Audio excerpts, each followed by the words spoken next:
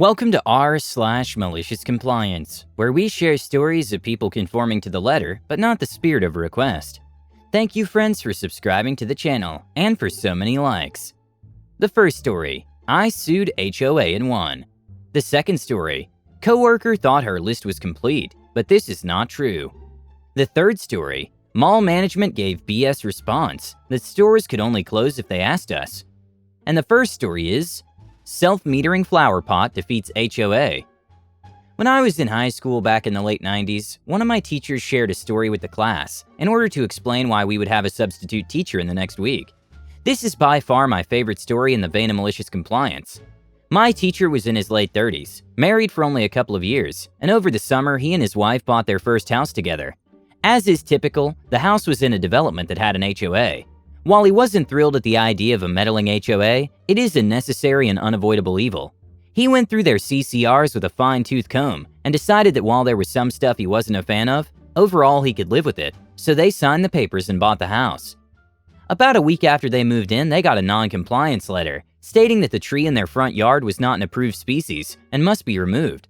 Problem is, the tree was native to that spot, was estimated at 80 to 100 years old, and was a pecan. I mention the type for two reasons. First, a pecan produces nuts, obviously, and that's why the HOA said it can't be in the front yard. After all, a lawnmower flings a rogue pecan through a neighbor's window and there'll be an issue. The second issue is that this was in the Dallas, Texas area. The pecan is the state tree of Texas, and as such gets a little legal protection. Basically, to cut one down you need to have a permit. To get that permit, you have to show the tree is diseased or a hazard. Just being in the way is not sufficient.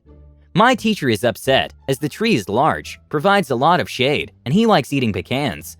He writes back to the HOA, who turn a deaf ear and point to the CCR and refer him to their legal team for any further questions. He then contacts the county and state, who both come back with he can't remove the tree without a permit, or he'll face a large fine and/or jail. He copies that letter and sends it along with his own letter in a certified envelope to the HOA lawyers. The lawyers come back that the CCR is binding. He's not allowed to have fruit or nut-producing trees in his front yard, but ornamental trees of flowers and flower pots, this part is important, are fine. If it isn't removed in 30 days, they will begin fining him. At this point, he gets his own lawyer and turns it over to him. A couple of months go by, and we're to the part of this story where he's explaining why there will be a substitute. He will be going to court to have a judge weigh in on the matter.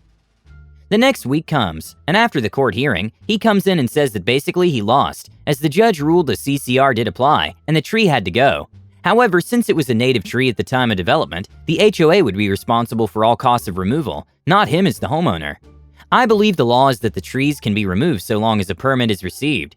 The judge granted that permit, as it's pretty standard to not allow fruit and nut-bearing plants in the front yard.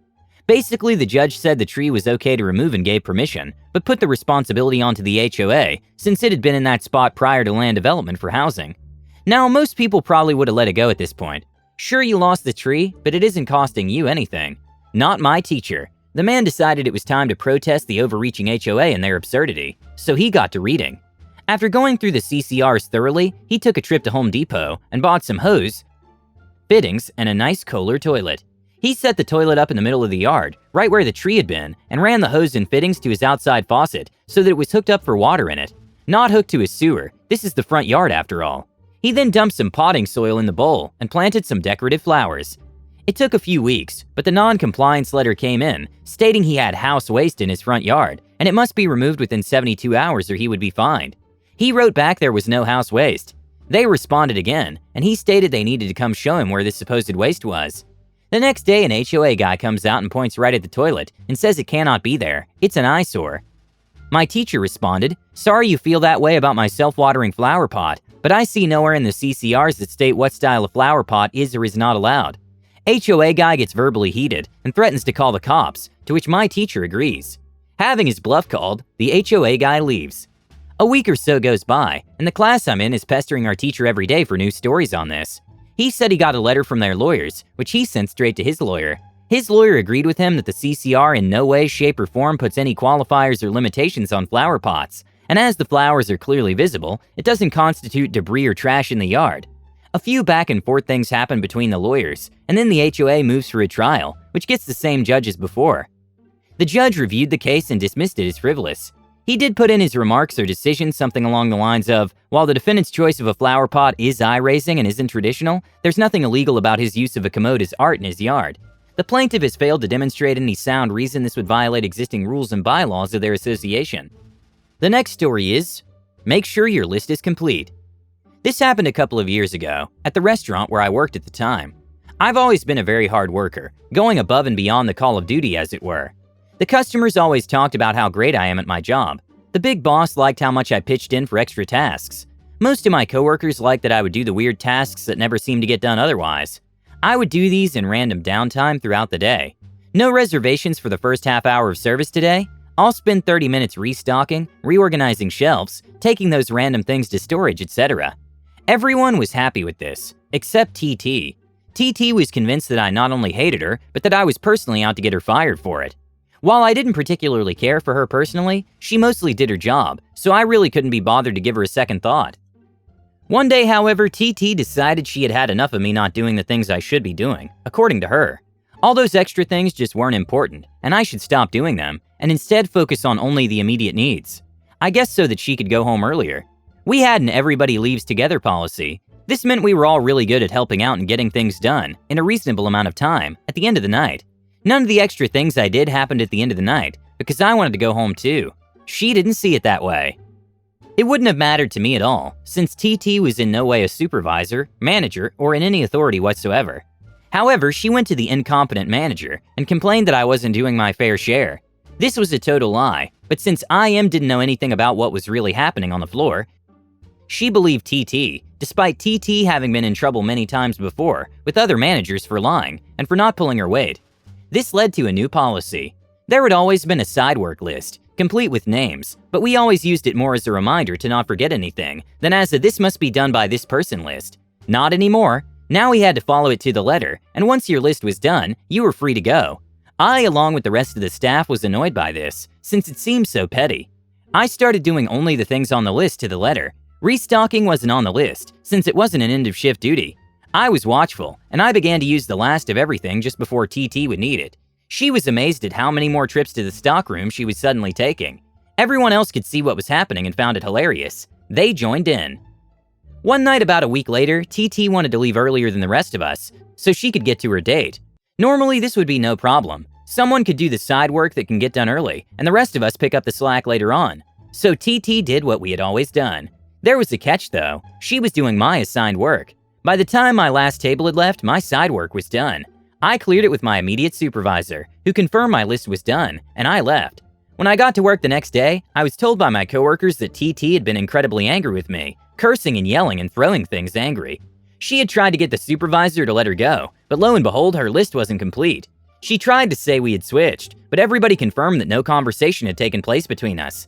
Since she hadn't even started on her own list, and she had to clean up her mess from throwing things, it took her almost another hour to complete her job. I would have been happy to switch with her, had she chosen to handle any of this like the 26-year-old adult she was, but she chose to take it out of our hands. She went back to IM to complain, but everybody confirmed that I did exactly what I was told to, make sure my list was complete.